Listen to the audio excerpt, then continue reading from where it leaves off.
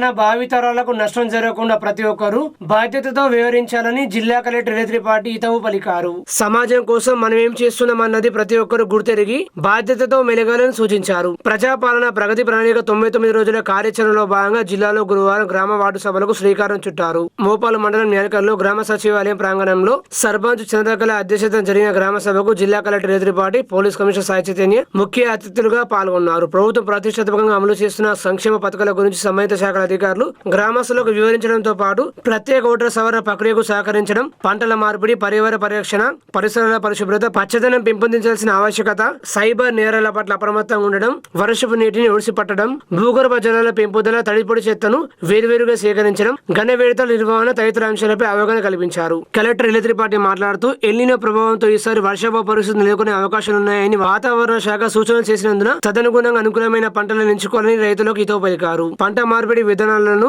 అవలంబించాలని, వ్యవసాయ శాఖ అధికారులు శాస్త్రవేత్తల సూచనలు సలహాలను పాటిస్తూ నాణ్యమైన ఎరువులు విత్తనాలను వినియోగించాలని సూచించారు. ఎక్కడైనా నాసిరకం నకిలీ విత్తనాలు, నకిలీ ఎరువులు విక్రయిస్తే కఠిన చర్యలు తీసుకుంటామని, అలాంటి డీలర్ల లైసెన్స్ రద్దు చేస్తామని కలెక్టర్ హెచ్చరించారు. తనిఖీల కోసం పోలీస్, రెవెన్యూ, వ్యవసాయ శాఖ సంయుక్త ఆధ్వర్యంలో టాస్క్ ఫోర్స్ బృందం ఏర్పాటు చేశామన్నారు. కాగా మోతాదుకు మించి ఎరువులు, క్రిమిసంహారక మందులు వాడవద్దని, పర్యావరణానికి హాని చేకూర్చే విధంగా వరి కొయ్యలకు నిప్పు పెట్టవద్దని రైతులకు సూచించారు. దీనివల్ల కాలుష్యం వ్యాపిస్తూ భావితరాలకు కూడా నష్టం వాటిల్లుతుందని ఆందోళన వ్యక్తం చేశారు. ఇలా చేయడం చట్టరీత్యా నేరమని, బాధ్యులకు 5,000 మొదలుకొని 25,000 వరకు జరిమానా విధించే అవకాశాలుంటాయని సూచించారు. పర్యావరణ సమతుల్యత, పచ్చదనాన్ని పెంపొందించేందుకు గాను విరివిగా మొక్కలు నాటాలని పిలుపునిచ్చారు. పారదర్శకమైన ఓటర్ జాబితా కోసం కేంద్ర ఎన్నికల సంఘం ఎంతో ప్రతిష్టాత్మకంగా అమలు చేస్తున్న ప్రత్యేక ఓటర్ సవరణ ప్రక్రియకు సహకరించాలని కలెక్టర్ కోరారు. ఇంటికి వచ్చే BLOలకు తగిన వివరాలు అందించాలన్నారు. చెరువుల శిఖం భూములు ఆక్రమణకు గురి కాకుండా చూడాలని, కబ్జాలకు పాల్పడే వారిపై కఠిన చర్యలు తీసుకుంటామని కలెక్టర్ హెచ్చరించారు. పన్నులను సకాలంలో చెల్లిస్తూ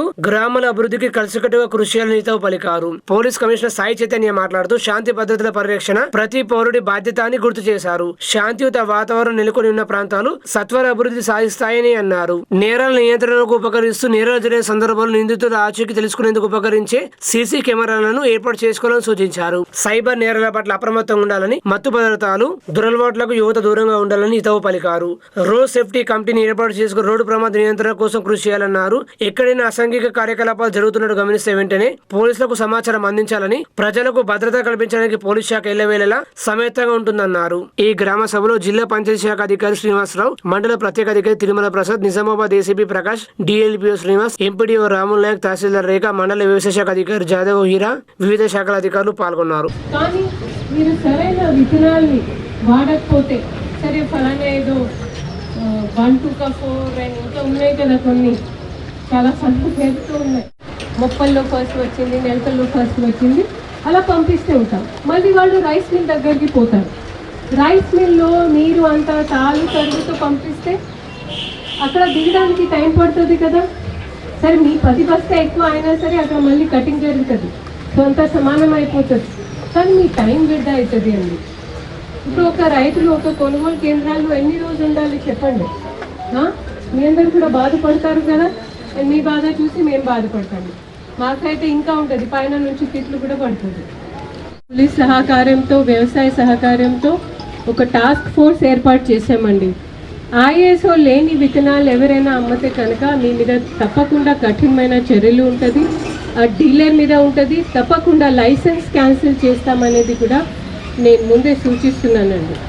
ఎందుకంటే వచ్చినా ఓకే పర్వాలేదు, కానీ దానివల్ల రైతులు పడే ఇబ్బంది ఏంటి ఒక్కసారి చూడండి.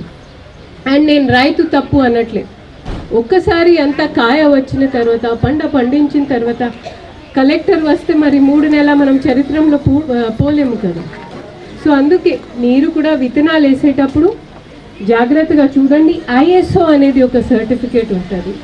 అదేవిధంగా మన దగ్గర ఒక JGL అనేది ఒక రకం ఉంటుంది వరిది. JGL ఏదో అదృష్టం మన దగ్గర డ్రగ్స్ రాలేదు, రానికుండా చూసుకోవాల్సిన బాధ్యత పెద్దలందరిపైన ఉంటుంది. పిల్లలు ఇప్పుడు అందరూ స్కూల్కి వెళ్తారు, కాలేజీకి వెళ్తారు. అక్కడ ఎటువంటి అలవాట్లు కాకూడదు, అక్కడ అటువంటి అలవాటుని ఇక్కడ తీసుకురాకూడదు.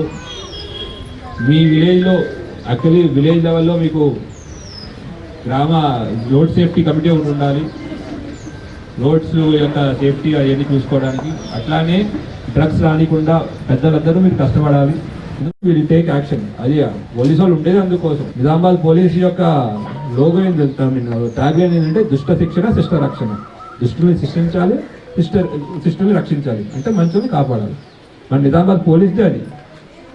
సో మీకు ఎప్పుడు ఎటువంటి ఇన్ఫర్మేషన్ ఉన్నా లోకల్ మీ ఎస్ఐ గారు కూడా ఉన్నారు, మొబైల్ ఎస్ఐ గారు కూడా ఉన్నారు ఇక్కడే, తర్వాత మీ ఏసీబీ గారు, ఇన్స్పెక్టర్ గారు అందరూ ఇక్కడే ఉన్నారు. ఎప్పుడు తప్పకుండా మీరు ఇన్ఫర్మేషన్ ఇస్తే దాని మీద కంపల్సరీ యాక్షన్ తీసుకుంటాం. ఈ బెట్టింగ్లకి జోలికి పోకుండా మనం కాపాడుకోవాలి, మన యువతను మీరే కాపాడుకోవాలి. ఇది ఏదో ఒక రోజు మేము మీటింగ్ పెట్టాం అయిపోయింది వెళ్ళిపోయినాం అనుకోకూడదు. మీరే కంటిన్యూస్గా జరుగుతూ ఉంటాయి. మళ్ళీ మా ఆఫీసర్స్ అందరూ వస్తూ ఉంటారు. ఇంతకుముందు పోలీసు మా వాళ్ళు వచ్చారు, అట్లానే అగ్రికల్చర్ వాళ్ళు వస్తారు, తర్వాత ఎడ్యుకేషన్ వాళ్ళు వస్తారు, వచ్చి మీతో మాట్లాడుతూ ఉంటారు. ఎందుకోసం? మన ప్రగతి గురించి. మీకు అనిపించచ్చు ఏం పని పాటలేకుండా పోయి వీళ్ళందరూ వచ్చి ఇక్కడికి వచ్చినారు, అందరికీ చాలా పనులు ఉన్నాయి. ఎందుకు చెప్తున్నాం ఇవన్నీ? మీకు మీ యొక్క బాగోగు గురించి, మీ యొక్క మంచి గురించి. మీరందరూ అభివృద్ధి చెందితేనే మన గ్రామం అభివృద్ధి చెందితేనే మన రాష్ట్రం మొత్తం అభివృద్ధి చెందుతుందని విషయాన్ని గుర్తించారు. దాని ముందు మీ అందరు తీసుకెళ్ళడానికి అంతా ఈ కష్టపడుతుంది. అందరూ ఇక్కడ వచ్చిన అందరూ పెద్దలందరూ, తర్వాత గ్రామస్తులందరూ మేము చెప్పిన విషయాల్ని శ్రద్ధగా వింటారని, ఫాలో అవుతారని మనస్ఫూర్తిగా కోరుకుంటూ ఈ అవకాశం ఇచ్చిన అందరికీ పేరు పేరున ధన్యవాదాలు. ప్రజాపాలన ప్రగతి ప్రణాళిక కార్యక్రమంలో భాగంగా ఆర్మూరు మున్సిపాలిటీ ఆధ్వర్యంలో కొన్ని వార్డులను కలిపి చైర్పర్సన్ గోని లహరి రఘు అధ్యక్షతన మొదటి వార్డు సభను గురువారం నిర్వహించారు. చైర్పర్సన్ గోని లహరి మాట్లాడుతూ రాబోయే వర్షాకాలంలో ముందస్తుగా సీజన్ వ్యాధులు ప్రబలకుండా తగిన జాగ్రత్తలు తీసుకుంటున్నామన్నారు. ఈ కార్యక్రమంలో ACP Venkateswara Reddy, municipal vice chairman Venkatareddy, commissioner Srihariraju, వివిధ శాఖల అధికారులు పాల్గొన్నారు.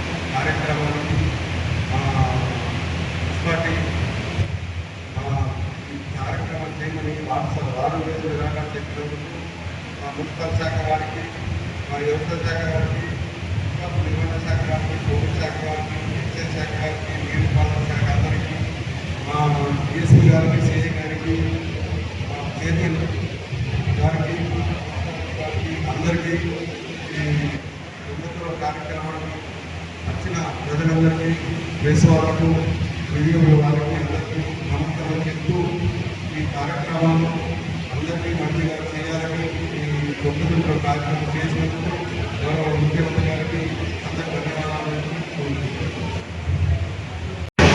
రెండవది సైబర్ నేరాలు విపరీతంగా ఉన్నాయి. ప్రతి ఒక్కరి దగ్గర స్మార్ట్ ఫోన్లు ఉంటున్నాయి. ఏదో ఒక రకంగా మిమ్మల్ని ఏ మనిషికి డబ్బులు కొట్టేస్తారు. అట్లాంటి సైబర్ నేరాల ద్వారా మీరు ఇబ్బందులు పడదు. మూడవది మాదక ద్రవ్యాలు, అది కళ్ళు కానీ లేకపోతే కజ్జాయి కానీ, మన దగ్గర ఈ రెండే ఉంటాయి, కళ్ళు కజ్జాయి. ఈ రెండింటిని బట్టి మత పదార్థాలకు కోరుకోకుండా మనం ఈ సమాజాన్ని పట్టించే ఈ మూడింటిని విస్తృతంగా ప్రజలకు తీసుకెళ్ళి వాళ్ళకు అవగాహన ఇచ్చి దీన్ని దూరం చేసే క్రమంగా మనం మన శాంతి భద్రతను మెరుగుపరుచుకోవాలి. పోలీసులకు తోడ్పాటు ఉండాలి. అటువంటి వారు ఎవరైనా నేరాలు చేస్తే ఒక సమాచారాన్ని కానీ మీ వివరాలు రాజ్యాంగం దాంతో పాటు నాకు సందర్భంలో వాళ్ళని నాకు బహుమతులు కానీ వాళ్ళని సత్కరించారు.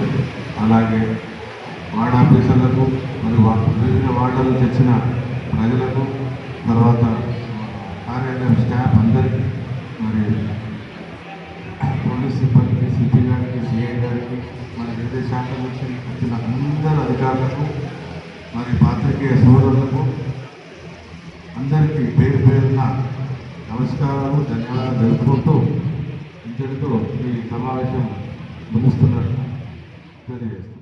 ప్రజాపాలన ప్రగతి ప్రణాళిక కార్యక్రమంలో భాగంగా భీమ్గల్ పట్టణంలోని 2వ వార్డుల్లో చైర్పర్సన్ బొదిరి నాగమణి స్వామి అధ్యక్షతన వార్డు సభ నిర్వహించారు.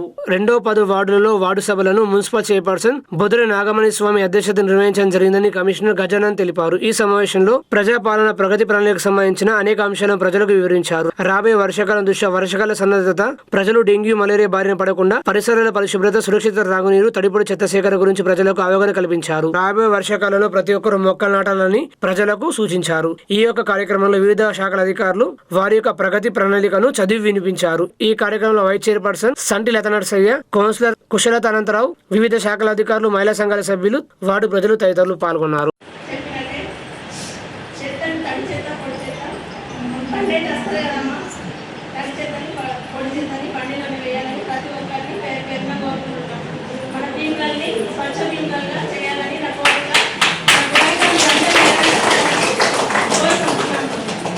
లేదా దాన్ని మనం ఏమంటామంటే ఈ ఇంకుడు గుంతలు, రెయిన్ హార్వెస్టింగ్ పిట్స్ అని ఇటువంటివి ఏర్పాటు చేయడం వల్ల కూడా మనం ఏం చేస్తామంటే వర్షాకాలంలో పడినటువంటి నీళ్లు అనేవి భూగర్భ జలాలుగా మారి మనం బోర వేసినప్పుడు మనకు తాగడానికి నీళ్లు దొరకడానికి అవకాశం ఉంటుంది. కాబట్టి ఈ విషయం గురించి కూడా మేము మున్సిపల్ తరఫు నుంచి ప్రత్యేకంగా మహిళలందరికీ మీరు ఉంటేనే ఇళ్లలో అందరూ చూస్తారు కాబట్టి ఖచ్చితంగా మీరు దీన్ని కూడా మీరు ఇల్లు కట్టేటప్పుడు కానీ మీరు ఆల్రెడీ ఇల్లు కట్టి ఉన్నా పర్వాలేదు, మీకు ఇంట్రెస్ట్ ఉంటే ఈ కొన్ని ఇంకుడు గుంతలు ఏదైతే ఉన్నాయో అవి తగ్గించడానికి ప్రయత్నం చేయండి. దాని తర్వాత ఇప్పుడు వర్షాకాలం స్టార్ట్ అవుతుందమ్మా, మీకు తెలుసు మేము మున్సిపల్ తరఫు నుంచి ఆల్రెడీ ఈ ఊళ్ళో ఉన్నటువంటి ఏవైతే డ్రైవ్స్ ఉన్నాయో, చిన్న డ్రైవ్స్ కానీ పెద్ద డ్రైవ్స్ ఉన్నాయి, ఇవన్నీ కూడా క్లీనింగ్ కోసం మేము క్లీనింగ్ డ్రైవ్ ఏదైతే ఉందో అది కూడా మేము స్టార్ట్ చేస్తున్నాం. గౌరవ చైర్పర్సన్, వైస్ చైర్పర్సన్ తర్వాత మిగతా వార్డు కౌన్సిలర్ అందరి యొక్క సహకారంతో వీళ్ళు ఏదైతే వర్షాకాలం ముందుగా మేము డ్రైవ్ క్లీన్ చేయడం, తర్వాత నెక్స్ట్ బ్లీచింగ్ ధరించడం, దాని తర్వాత స్ప్రే చేయించడం, ఇటువంటి కార్యక్రమం మేము చేస్తాము. ప్రాబ్లం ఏం లేదు. దాంతోపాటు మీరు కూడా ఏం చేయాలంటే మీ ఇళ్ళలో ఉన్నటువంటి ఏదైనా వేస్ట్ చెత్త ఉంటే దాన్ని బయట తీసేయండి. మీ ఇళ్ళ పైన టైర్లు ఉంటాయి, కొబ్బరి చిప్పలు ఉంటాయి. దాని తర్వాత ఇప్పుడు వర్షాకాలం స్టార్ట్ అవుతున్నాయంటే కూలర్ ఏం చేస్తారంటే పక్కకు పెట్టేస్తారు. ఇళ్ళలో ఉన్నటువంటి కూలర్ పక్కకు పెట్టేసి ట్యాంక్ వాడతారు. కానీ ఆ కూలర్లో మీరు వేసినటువంటి నీళ్ళు అట్లనే ఉంటుంది. దాంట్లో ఈ మలేరియా, డెంగ్యూకి సంబంధించినటువంటి దోమలు పెరుగుతాయి. దానివల్ల ఈ సీజనల్ డిసీజెస్ అయినటువంటి మలేరియా, డెంగ్యూ, డయేరియా ఆర్మూరు పట్టణంలో అనుమతులు లేని 2 ప్రైవేటు ఆసుపత్రులను నిజామాబాద్ జిల్లా వైద్య ఆరోగ్య శాఖ అధికారిని డాక్టర్ రాజశ్రీ సీజ్ చేశారు. ప్రజల ప్రాణాలతో చెలగాటమాడుతున్న నకిలీ డాక్టర్లపై జిల్లా వైద్య అధికారి యంత్రాంగం ఉక్కుపాదం మోపుతుంది. ఆర్మూరు పట్టణ కేంద్రంలో జిల్లా వైద్య శాఖ అధికారిని డాక్టర్ రాజశ్రీ ఆకస్మిక తనిఖీలు చేసి ప్రియాంక క్లినిక్, భారతి క్లినిక్లను సీజ్ చేశారు. వెంటనే అనుమతి లేని క్లినిక్లను తొలగించి భవిష్యత్తులో ఇలాంటి ఘటనలు పునరావృతం కాకుండా చర్యలు చేపట్టాలని స్థానికులు అధికారులను కోరుతున్నారు. ఈ కార్యక్రమంలో deputy DMHO doctor Ravinder, doctor Supriya, శికార, ఆరోగ్య బోధకులు వేణుగోపాల్, సాయన్న, చంద్రశేఖర్, వైద్య సిబ్బంది తదితరులు ఉన్నారు.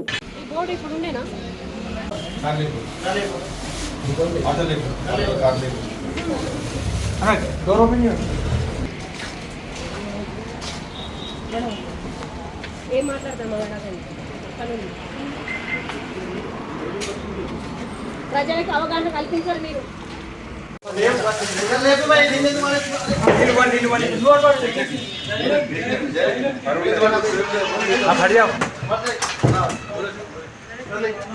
డిఎంఎన్హెచ్ఓ గారు, నేను డాక్టర్ రవీందర్, డిప్యూటీ డిఎంఎన్హెచ్ఓ, మా సిబ్బంది అందరం ఇక్కడ వచ్చి ఈరోజు ఈ ప్రియాంక క్లినిక్, భారతి క్లినిక్ను మూసివేయడం జరిగింది. అంటే ఇది కాదు, ఇంతకుముందు కూడా మేడం గారు మేము వచ్చి మూసివేయడం జరిగింది.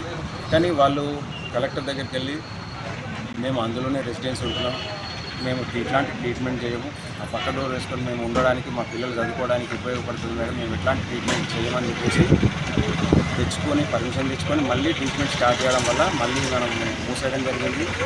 ఎఫ్ఐఆర్ జరిగింది. మెయిన్గా మా అందరం పత్రికా మిత్రులు మరియు మన ప్రజలు గ్రహించాల్సిన విషయం ఏంటంటే క్వాలిఫైడ్ డాక్టర్స్, క్వాలిఫైడ్ సిబ్బంది మనకున్నారు.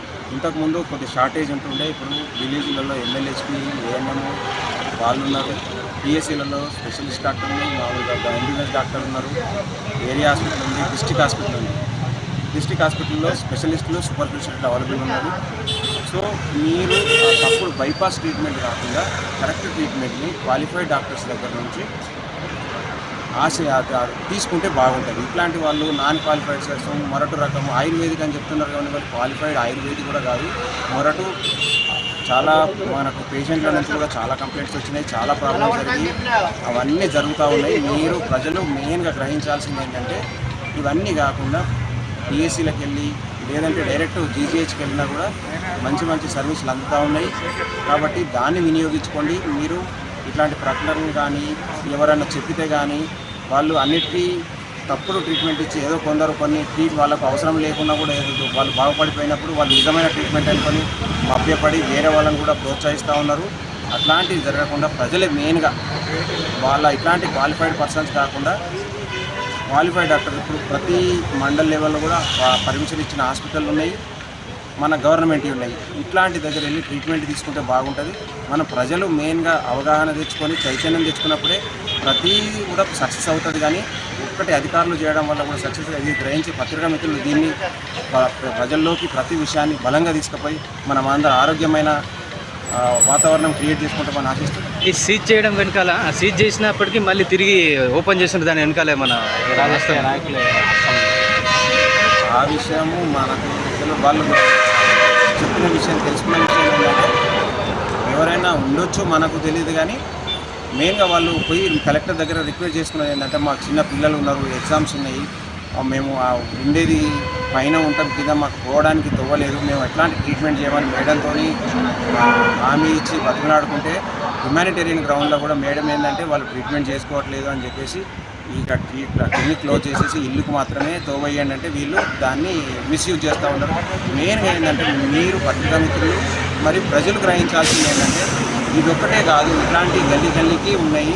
ఇట్లాంటి దగ్గర పోకుండా మనం సరైన ట్రీట్మెంట్ తీసుకుంటే వీళ్ళు ఇక్కడ ట్రీట్మెంట్ తీసుకున్న వాళ్ళు చాలామంది మన గవర్నమెంట్ హాస్పిటల్కి వస్తున్నారు, ప్రైవేట్ హాస్పిటల్కి వస్తున్నారు, చాలా ఇబ్బందులు పడి ప్రాబ్లమ్స్ అవుతా ఉన్నాయి. అట్లాంటిది గురి కావద్దు.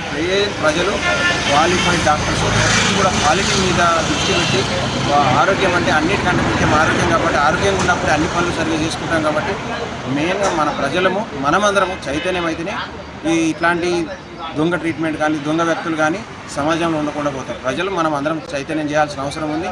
మేము చేస్తా ఉన్నాం. మేమంతగా పత్రికా మిత్రులు మీరు కూడా తప్పకుండా ప్రజలకు ఈ అవగాహన కార్యక్రమాలు తీసుకోండి. నేడు డిచ్పల్లి వద్ద జరిగిన రోడ్డు ప్రమాదంలో మృతి చెందిన 2 యువకుల ఘటనా స్థలాన్ని నిజామాబాద్ జిల్లా పోలీస్ కమిషనర్ సాయి చైతన్య పరిశీలించారు.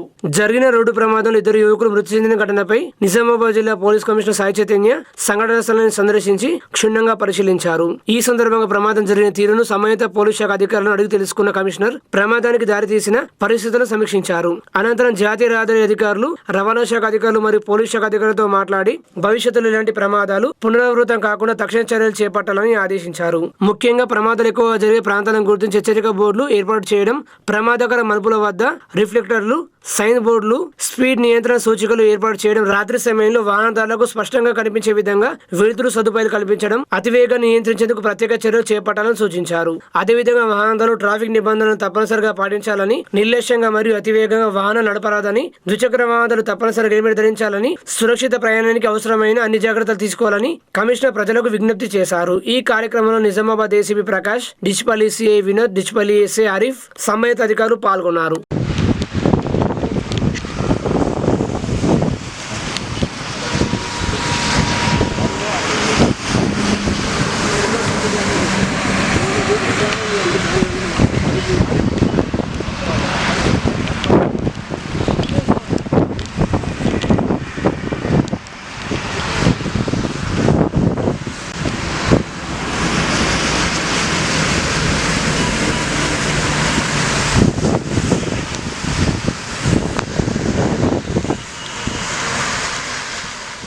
తెలంగాణ విశ్వవిద్యాలయం ప్రధాన క్యాంపస్ లో ప్రభుత్వ ఫార్మసీ కళాశాలను ఏర్పాటు చేయాలని డిమాండ్ చేస్తూ అఖిల భారతీయ విద్యార్థి పరిషత్ తెలంగాణ యూనివర్సిటీ శాఖ ఆధ్వర్యంలో సెంట్రల్ లైబ్రరీ ముందు మీడియా సమావేశం నిర్వహించారు. ఈ సందర్భంగా ఏబీఏపీ యూనివర్సిటీ కార్యదర్శి సమీర్ మాట్లాడుతూ ఉమ్మడి నిజామాబాద్ జిల్లాలో ప్రభుత్వ ఫార్మసీ కళాశాల లేకపోవడంతో బైపీసీ పూర్తి చేసిన వేలాది మంది విద్యార్థులు ఉన్నత విద్యకు దూరం అవుతున్నారన్నారు. బి ఫార్మసీ చదవాలంటే 250 నుంచి 350 కిలోమీటర్ల దూరం వెళ్లి ప్రైవేట్ కళాశాలలో లక్షల ఫీజులు చెల్లించాల్సి వస్తుందని, ఇది గ్రామీణ వెనుకబడిన విద్యార్థులకు పెను భారంగా మారిందని అన్నారు. విద్యార్థుల సమస్యలపై స్థానిక కాంగ్రెస్ నేతలను పలుమార్లు కలిసి వినతి పత్రాలు ఇచ్చినా ఎలాంటి స్పందన లేదన్నారు. విద్యార్థుల భవిష్యత్తుతో ఆటలాడడం సరికాదని ప్రభుత్వం వెంటనే స్పందించి 2026-27 విద్యా సంవత్సరం నుండి తెలంగాణ విశ్వవిద్యాలయంలో ప్రభుత్వ ఫార్మసీ కళాశాల ప్రారంభించేలా జీవో జారీ చేయాలని డిమాండ్ చేశారు. ఈ సమావేశంలో యూనివర్సిటీ సంయుక్త కార్యదర్శి అనిల్, నాయకులు నితిన్, సతీష్, సంజీవ్, రాజ్, కార్తిక్ తదితరులు ఉన్నారు. అంటే పేద విద్యార్థులు చదువుకు దూరం అవుతున్న మీ కాంగ్రెస్ ప్రభుత్వం వలన ఇదంతా జరిగేది. అంటే అక్కడ కమిషన్లు రావాలనే ఉద్దేశంతో ఇక్కడ ఫార్మసీ కాలేజ్ చేస్తలేరని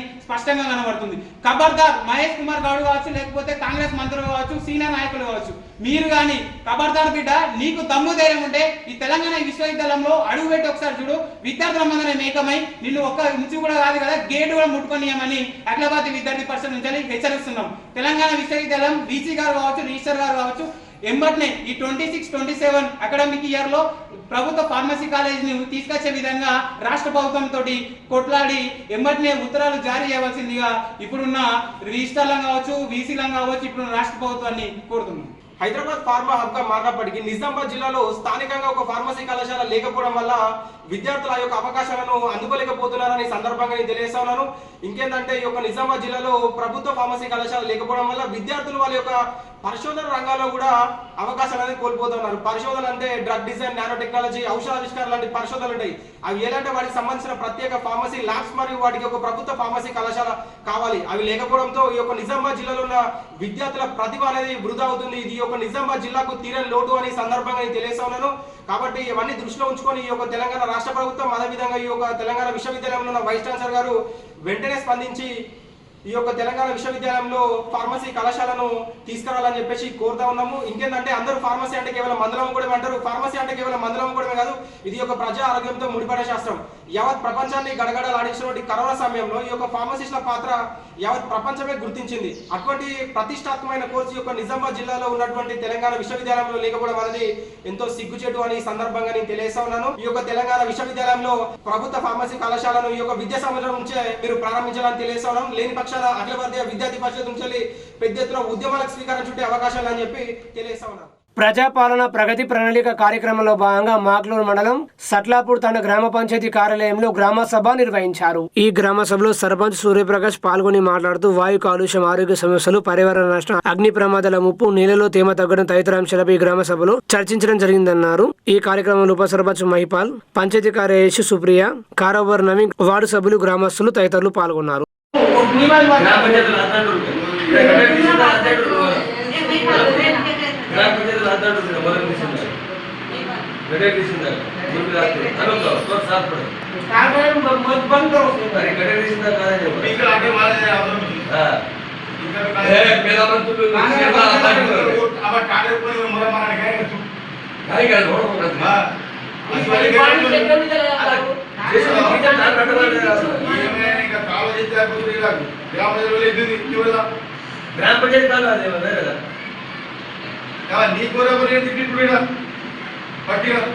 అఖిల భారత ప్రగతిశీల వ్యవసాయ కార్మిక సంఘం జిల్లా కమిటీ ఆధ్వర్యంలో నిజామాబాద్ కోటగలీలో మీడియా సమావేశం నిర్వహించారు. ఈ సందర్భంగా జిల్లా అధ్యక్ష కార్యదర్శులు గంగాధర్, గంగమ్మలు మాట్లాడుతూ వ్యవసాయ కూలీల సంక్షేమం కోసం సమగ్ర చట్టం తీసుకురావాలన్నారు. ఉపాధి హామీ కూలీలకు సంవత్సరంలో కనీసం 200 రోజులు పని కల్పించాలన్నారు. ఉపాధి కూలీ రోజుకు 600 రూపాయలు ఇవ్వాలన్నారు. ఉపాధి కూలీలు మరణిస్తే వారికి 15 లక్షల ఎక్స్గ్రేషియా ఇవ్వాలని డిమాండ్ చేశారు. ఉపాధి కూలీలను సాంకేతిక కారణాలతో ఇబ్బందులు పెడుతున్నారని ఆరోపించారు. జీరాంజీ పేరుతో ఉపాధి హామీ పథకాన్ని రద్దు చేసే కుట్రలను కేంద్ర ప్రభుత్వం మానుకోవాలన్నారు. మహాత్మా గాంధీ జాతీయ గ్రామీణ ఉపాధి హామీ పథకాన్ని అదే పేరుతో కొనసాగించాలని డిమాండ్ చేశారు. వ్యవసాయ కార్మికుల సంక్షేమం కోసం కేంద్ర ప్రభుత్వ రైతు వ్యతిరేక విధానాలకు వ్యతిరేకంగా పోరాడదామన్నారు. ఈ కార్యక్రమంలో జిల్లా ఉపాధ్యక్షులు ఓడెన్న, జిల్లా కోశ అధికారి షేక్ నజీర్, జిల్లా నాయకులు రమేష్, రాజలింగం, దేవయ్య, రమేష్ తదితరులు పాల్గొన్నారు. దాదాపు కొన్ని సంవత్సరాల నుంచి వ్యవసాయ కార్మికులకు అనేక పోరాటాలు చేస్తూ సమగ్ర చట్టం తీసుకురావాలని చెప్పినప్పటికీ ఇప్పటికీ వ్యవసాయ కార్మికులకు సమగ్ర చట్టం లేదు. అట్లాగే కూలీ విషయంలో కానీ లేదా వాళ్ళకి ఐడెంటిటీ ప్రూఫ్ కానీ, వాళ్ళు మరణిస్తే ఎక్స్గ్రేషియా కానీ, లేదా వాళ్ళకు ఒక గ్యారంటీ అనేది లేదు. కాబట్టి ఆ గ్యారంటీ కోసం వెంటనే సమగ్ర చట్టం అమలు చేస్తూ, అట్లాగే ఏదైతే కూలీ చట్టం ఉన్నదో దాన్ని అమలు చేయడానికి ప్రభుత్వమే కోరుకోవాలని చెప్పేసి ఈ సందర్భంగా తెలియజేస్తున్నాం. అట్లాగే ఏదైతే రాష్ట్ర గవర్నమెంట్, తెలంగాణ రాష్ట్ర గవర్నమెంటు మరి వ్యవసాయ కూలీలకు ఏడాదికి 12,000 రూపాయలు ఇస్తామని చెప్పేసి హామీ ఇచ్చి మండలానికి ఒక ఊరికి ఇచ్చి చేతులు దులిపేసుకున్నారు. కాబట్టి ఇప్పటికైనా కానీ 13,000 సంవత్సరానికి 13,000 వ్యవసాయ కార్మికులకి ఇవ్వాలని డిమాండ్ చేస్తున్నాం. లేకపోతే పెద్ద ఎత్తున ఆందోళన చేస్తామని చెప్పేసి ప్రభుత్వానికి తెలియజేస్తాం.